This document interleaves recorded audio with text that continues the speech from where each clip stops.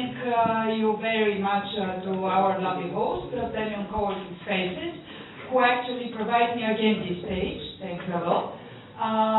Today is the 6th edition of a Pitch2Pitch event. I see a lot of new faces, and I hope you all will join the magic of this event.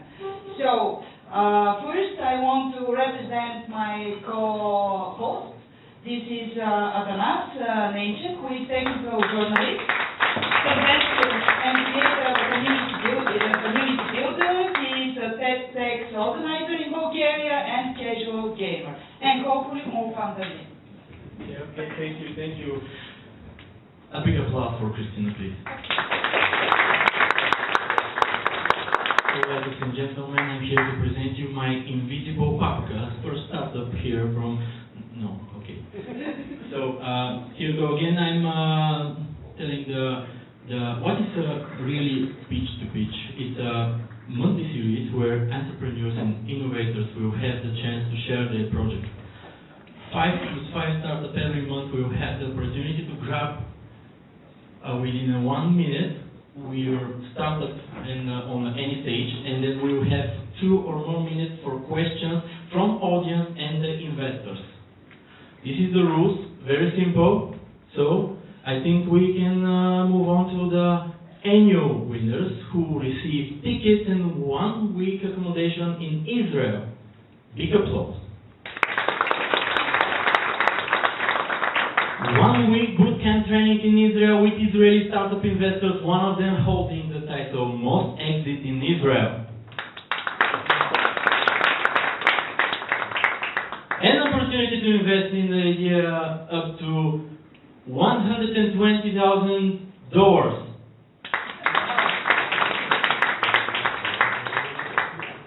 And Christina here. Okay. Thank you. Today I decided to share with you my first pitch experience. It was 17 years ago, and I can say it was quite embarrassing. Thank God it was in front of Special Olympics, and the people actually took it as something very normal. So I believe so far that the good jury, the good audience, and the good public and host actually helping all the startups and all the pitching people to realize their dreams and their ideas. Now, 17 years later, after this disastrous pitch that I had, I'm chairwoman of a health and life science cluster. I'm a co-founder of artificial intelligence cluster in Bulgaria, several foundations, business clubs, etc. And hopefully, and I'm here for all of you during the network part to support you and to listen to you again. And now, because I'm sure that you are eager to understand who are our honest jury today, we will start with... Okay, with Victor Schiller. Big applause here for Victor Schiller. Mr. Schiller holds 5 technology patents and is now involved with R-Cube Group, a holding company that focuses on business and technology innovation. Among other corporate and non-profit boards, Mr. Schiller serves on the Massachusetts Institute of Technology MIT Ideas Global Challenge Advisory Board. MIT Ideas supports innovation and entrepreneurship as public service by connecting students with the passion and talent to improve the world with the experience and resources of the MIT community worldwide. Mr. Schiller also lectures, mentors, and has done a TEDx talk. As a TEDx organizer, once more, big applause to Mr. Schiller. The next one is one of the original jury members of those events. He's one of the first who is believed that this is something meaningful, that's supporting a lot of startups who are already represent themselves. And this is Mr. Victor Manet, who is a co-founder, this one, yes, about this. Victor Manet is a co-founder and managing partner of Investors Capital, a general partner of a pre-IPO and development early stage focused fund, member of the managing board of the membership and ethics committee of the Bulgarian Association of Management Consulting Organization, so-called BANCO. And it is a great honor for us to be here again.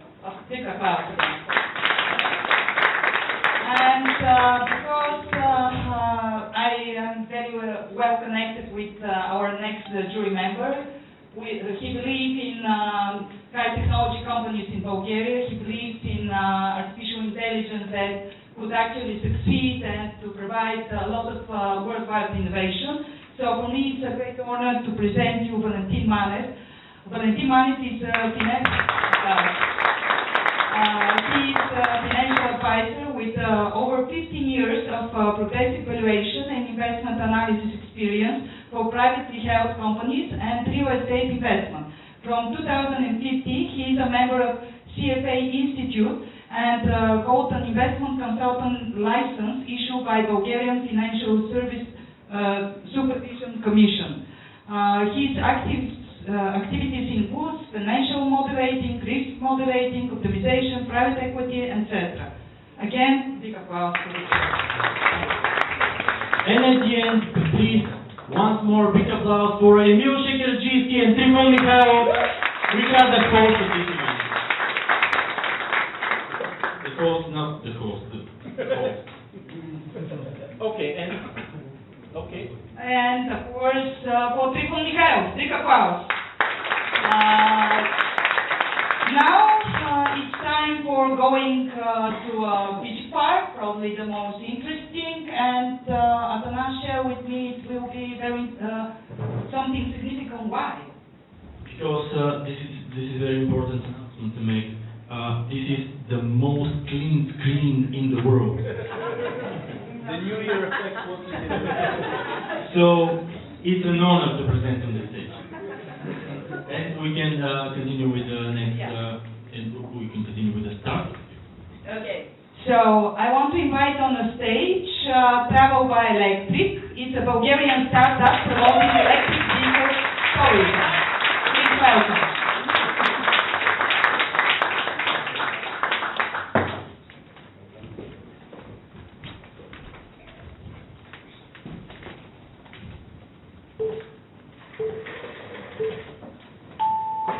Hi, my name is Denisa. I'm here to present my startup. It's called Travel by Electric, and this is actually a rent-a-car, but not exactly. We are renting an adventure. So here is the thing. Traveling around Bulgaria is a fantastic experience. You can enjoy nature, you can enjoy historical tourism, food, drinks, and all this with zero emissions if you travel by electric car. What we do is actually giving them the knowledge how to travel. And we do this by answering the three fundamental questions. Where they go, how they charge, and what they do while they are charging. So here we are working by using the most powerful tool in Bulgaria, and this is tourism. We are working with the local municipalities to install charging stations by their most important sightseeing and historical artifacts. And the same with the hotels, restaurants, and that kind of. Big applause.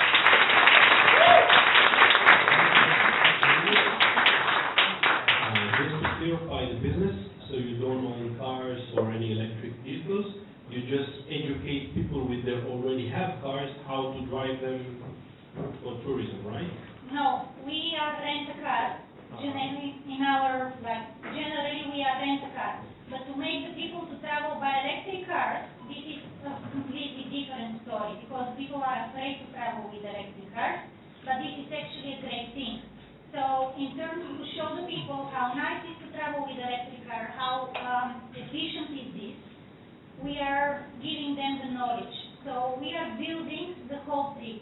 We are just building the entire logistics. Where to start to charge, malls, etc. Yes, how to apply the charging time into their adventure, this is the key.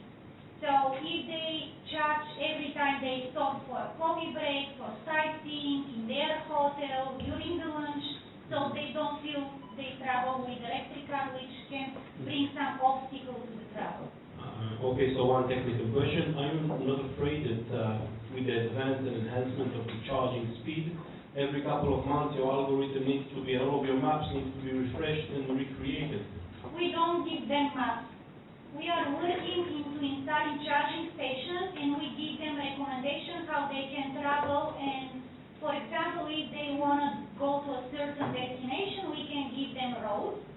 supported roads that have charging station on their way, which is not going to disturb their, how to say, the time that they spend. It's not going to destroy the venture. Okay, and one more question. Are you not afraid that after a couple of years it's going to be obvious to everyone how to drive electric car, and your business doesn't have any added value because anyway it doesn't? Yes, but there we will be the first player on the market that gives... But you have Google, you have Google Maps, Waze. No, but we are renting cars, so actually we are renting cars. This is how we earn money. And the other thing is what we do. I mean, this knowledge that we sell together with the car at the moment is because this is the only way to sell the car.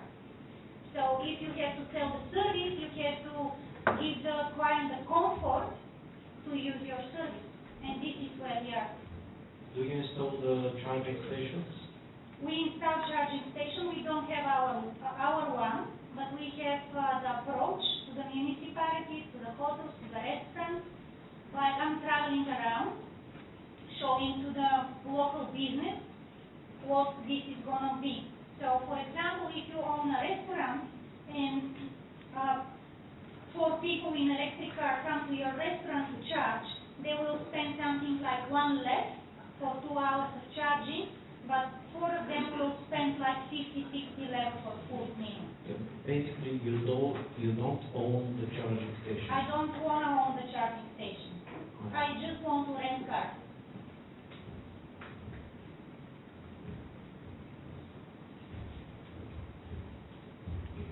So you make your money by renting the car. Yes. And so, do you worry about competition? What is your unique thing that you have that competition won't have? What's your unique selling proposition? At the moment, there is no competition because we have only the city service, which is Spark. Just imagine like a Spark which works for the whole country, not only for the city. And what is our benefit is that we have the connection with the client, because the client is actually afraid to go out of the city with his car. So what keeps Spark from saying, okay, you can use our cars outside of the city? Spark doesn't have a client and business connection. They are like applications. I would just say be careful with competition and try to build something unique into your system. Yeah, this is our unique. In this case, on that stage of the electrical mobility in the country, our unique thing is this knowledge that we share and this design tricks that we sell. This is one of our products. It's already done. This is made, for example, for foreigners that are in hotels in Sofia and they're working from Monday to Friday. And then on Saturday and Sunday they are looking for a place to go. It's called one-day trip from Sofia. It's without charging, so it doesn't disturb the client. It's an easy visiting. Do you rent the electric cars? You rent cars? Yes. So what type of vehicles you have? Like electric or? Yes, electric. All of them?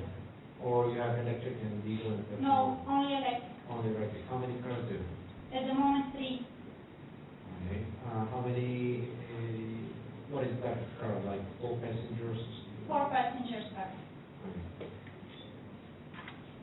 Like big cars with long-range engine, which can give comfort to 4 people traveling inside. What are the type of cars, like For Nissan? example, Nissan, yeah. Yeah, Nissan.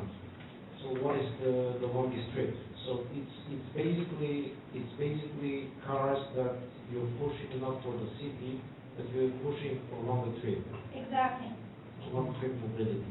It's I'm traveling all the time, and I'm putting all these travels into a blog on the website of Travel by Electric, where we would like to share our experience and to show people that it's a nice thing. You can go literally everywhere by electric car. Fully charged Nissan, how long can travel? It depends of the road, it depends of the type of driving. Yes. It depends on many things, but like summertime, the maximum on a long distance trip is something like 200 to one charging. Right.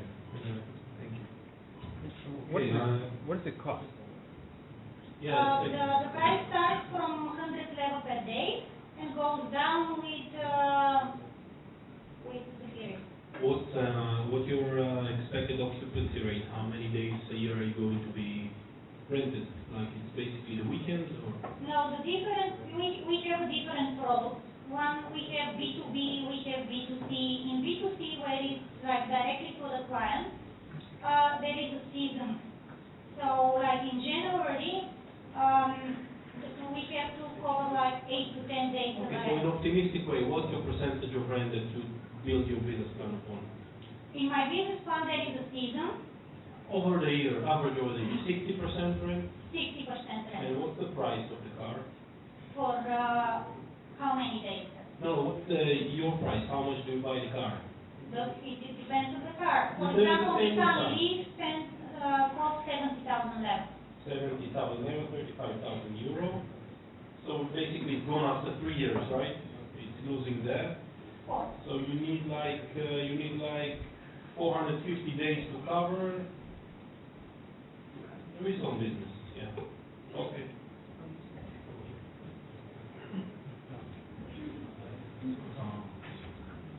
How do you think, what are the barriers to entry for other competitors to enter your business model? There are no. This means you expect a lot of competition in the next coming years. Exactly what we are willing to do is to be the first one, so we will have maximum knowledge on the way. Do you sell the charging stations? No, but we help all the companies in Bulgaria that are selling charging stations to sell them. Do you think to own the charging station and only your vehicle can charge on the station? I don't think so.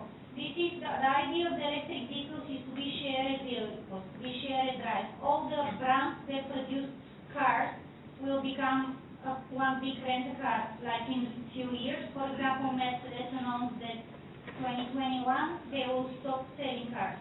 They will be all operational leasing. So sharing drive is what is coming because first of all they are very expensive and doesn't make sense. So in the future we are planning to have a subscription where while you are in the city you are driving small car. If you are going on vacation you are taking a big car, like you are driving the Renault during the week and having petrol for the weekend.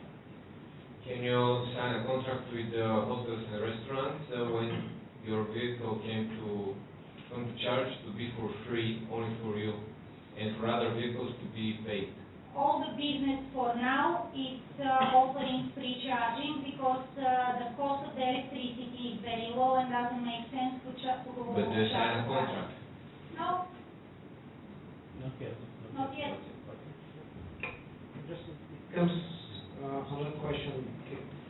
Do you have any synergy with these places, points, touristic points? Like, can you ask them for a discount for your clients? Like, you help them for a charging station, but at the same time you may ask that if they have a discount from the price of the service.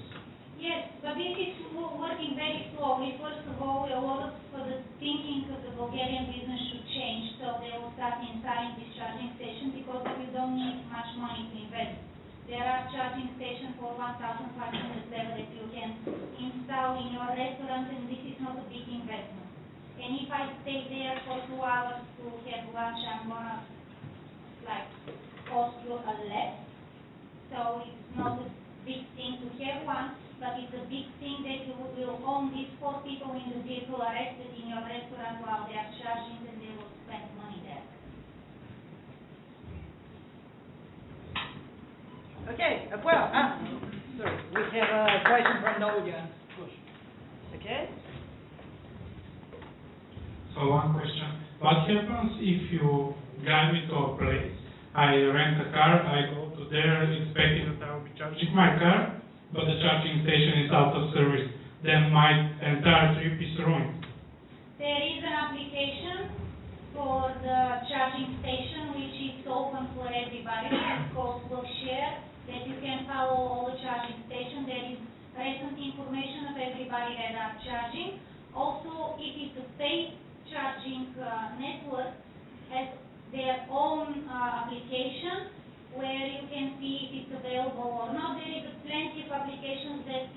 find this information prior to your trip.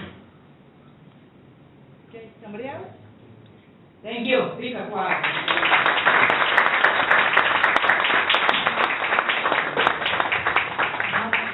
I think this was very good green thinking startup project. And for me, it's a great honor to represent you in our next startup company. They're coming from Austria, came back to Bulgaria, to teach us how to recycle in the best way. I want to invite on the stage Travel by Electric.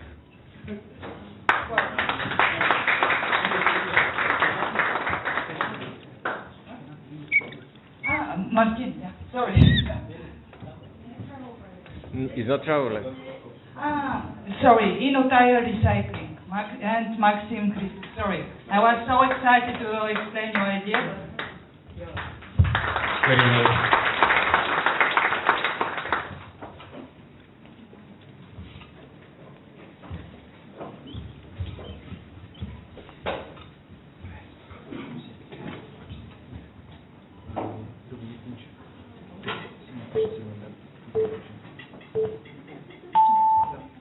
Good evening. My name is Maxim Christoph, representing InnoTyreRecycling. My company that I am the founder is managing collecting and recycling auto and truck tires. Sorry, the thing is that the process that is behind is 100% mechanical, so this means no CO2 emissions. The tires are 100% recycled and will give a beneficial for many end products afterwards. It's from tires to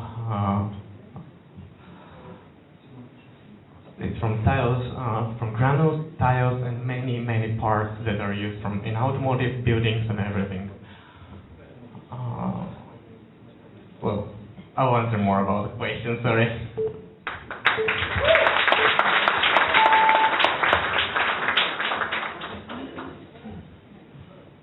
So you recycle any tire, basically? Well, not any. It depends on the size. So this means from car, bikes, and trucks. I don't recycle huge from like tractors and Okay, most, 99 most, something. yes.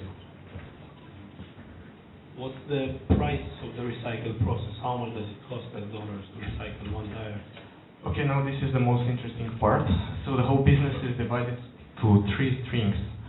So this means that you earn money from 3 ways. First, from collecting the tires, because the Bulgarian, the European law, it's mandatory those waste to be collected. So the workshops that are changing the tires and they're paying afterwards to take out the garbage, so the old waste tires. This is very good and profitable part. How much you get for taking one tire? Currently it is from 50. I think it's 1 left per tire. Depends. This is for car tires. So truck tires is completely different story. So this is one of the streams, which is highly profitable. The second part is when you recycle the tires. It's having 3 components. The biggest one is the rubber, so which is afterwards in the SBR granules, which is the core for manufacturing many end products afterwards. And then it's about 10% steel and 5% fibers. And this is 100% recycled. There is also metal there, right? Sorry? There is also metal. The metal you Yes, it's 10%, or about 10% steel. And this you sell it to the... Yes, this is going, selling for, again, recycling. Okay, so how much money do you make from one regular tire, and how much does it cost you to break it into its parts? So I will give you the other number. So to represent about 1 ton of the granules, you need about 280 tires. What again? 280, 285 car tires. Okay. So for those money, first you collect between 211 to take them. Yeah. Afterwards you recycle. Then you have 10% steel that you sell instantly. Yes. Sum it up. How much do you... Okay, 1 ton of the granules currently is about 200 euros. That sell it like granules without investing, make it more profitable in end products. In total, you make 200 euros for 1 ton. about 250 with the rest, with the metal and the fibers. 250. And how much does it cost? All of the electricity, only running cost. What's the running cost of this machine process? So if you use the factory in a full speed, it will produce between 3.5 and 4.5 tons per hour, which is highly electric efficient, and you don't have nothing other than electricity. And what's the investment in such a process? So if you put, especially the production line, if we take Chinese production line, but with the good, the most important thing is the shredder, the thing that is actually crashing. With a good one, we speak about the machines are about $75,000 to $85,000.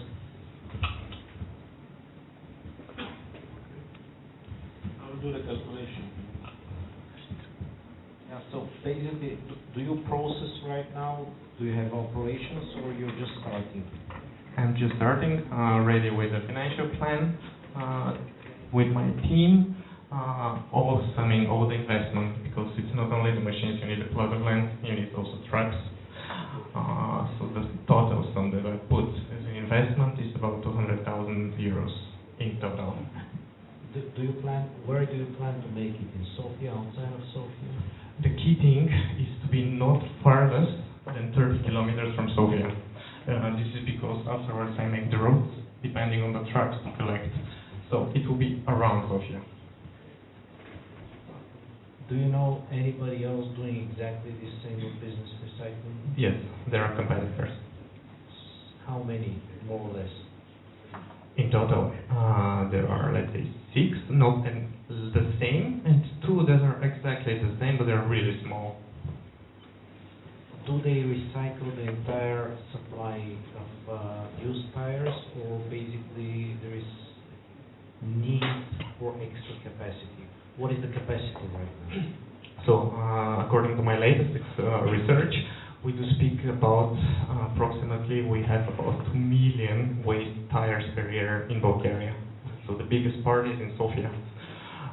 So there is totally need of someone else like me, and I'm telling you because after my research going to those so-called tire services, they do weigh quite a lot to get rid of those tires, which is the main factor in this case.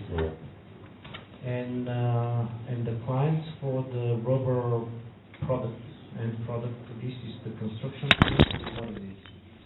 Well, there are multiple. First, even you can sell it like, imagine the granules, they're rubber tires. So this is one of the things. It's not profitable, but this is a way when we have, if we have overproduction, because my plan is not to have only waste tire from Sofia in Bulgaria, and also to import waste tire from other parts of Europe, because there we speak about much more paid about this service of taking the waste.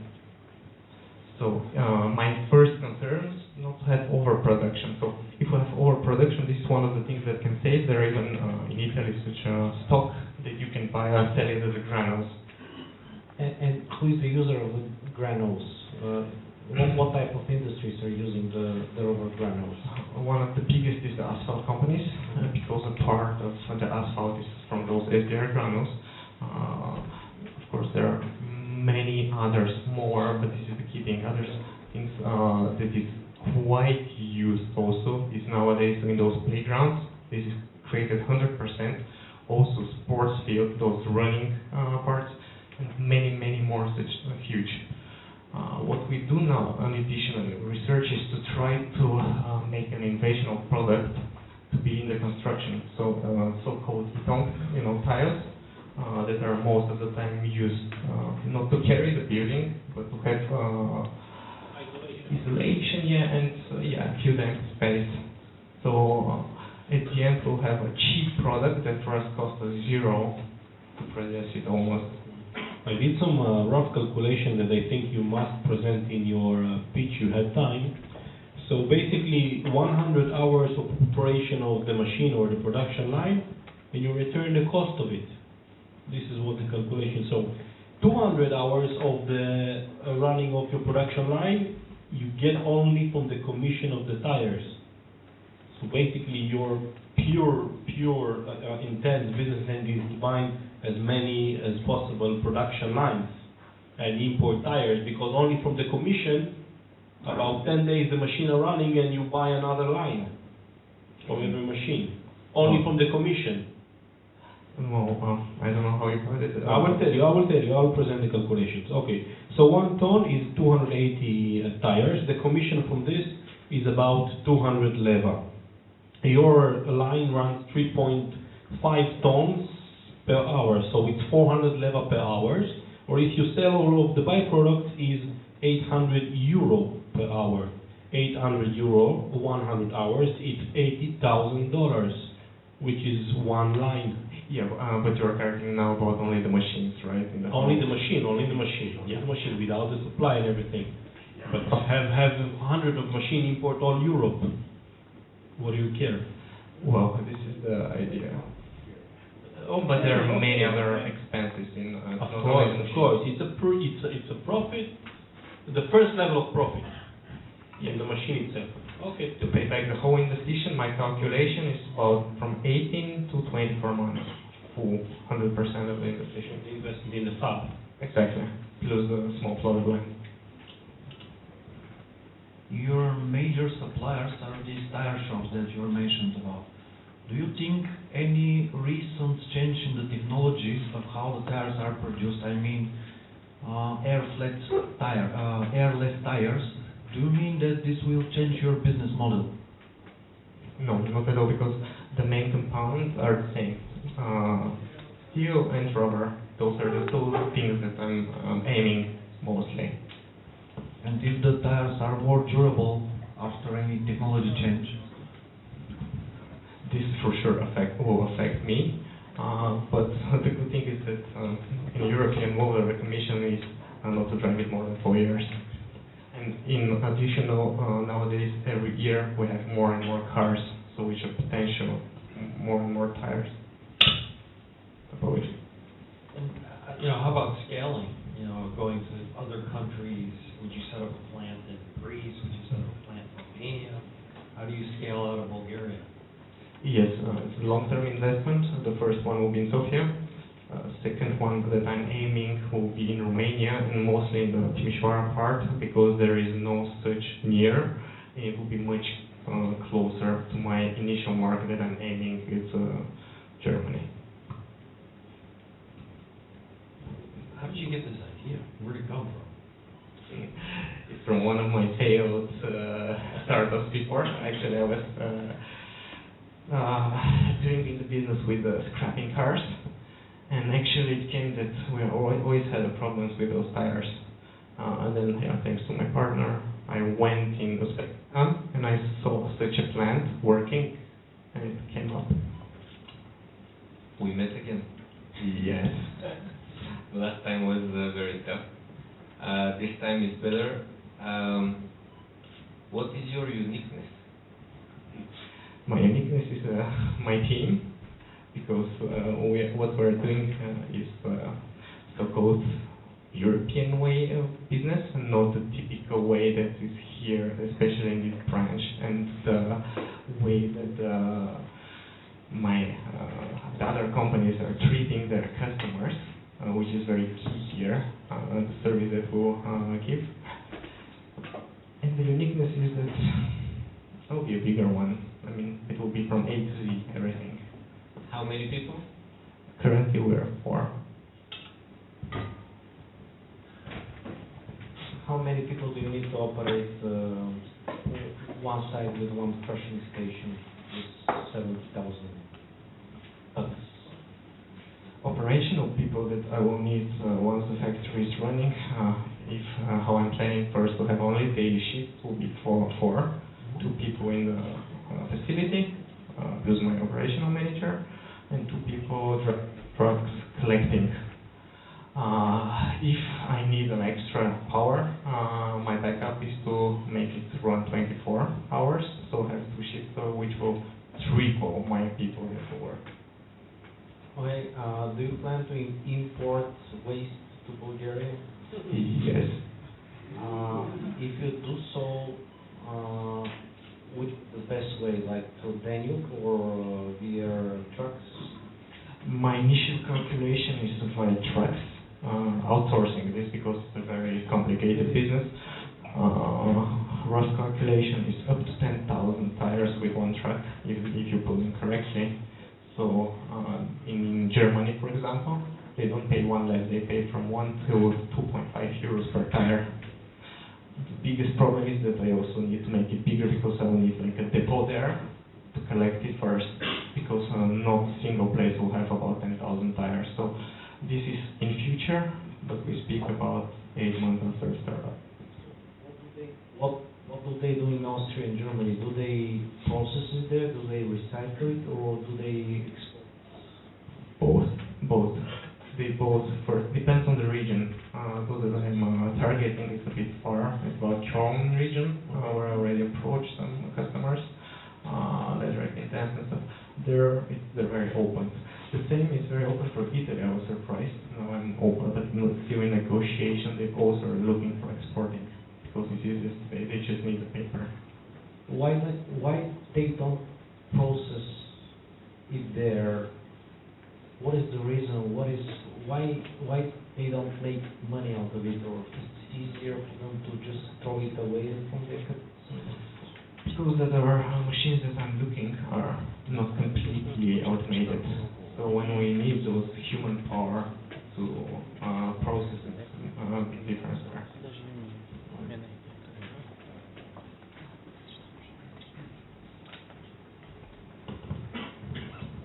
Any other questions?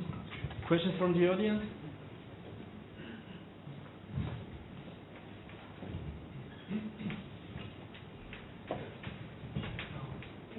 If you get the funding, how many years do you think you're gonna need to break even? As I said, it's after operational, because when you get the funding, it's not going to start immediately. So once everything is built, I plan about 3 to 4 months, let's say grace period. After the startup, between 18 months and 24 months, which includes the machines, the trucks, and the small plot of land around Sofia.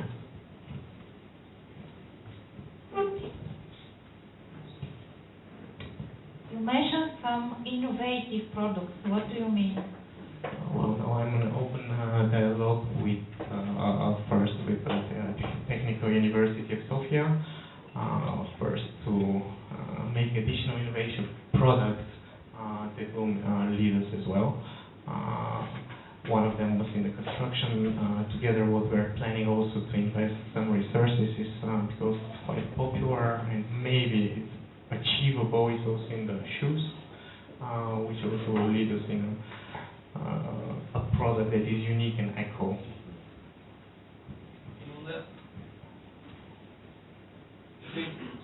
Thank you.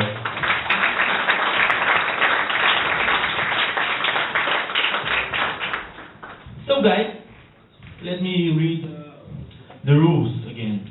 So, you have 1 minute and you need to know that it's written here, that judges you are not burning you slowly.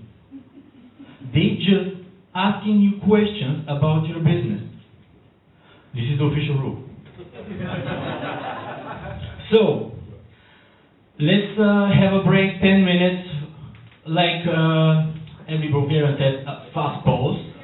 So, after 10 minutes, we will continue with Ivana Tanatov and Monety Finbox and everyone else. Thank you.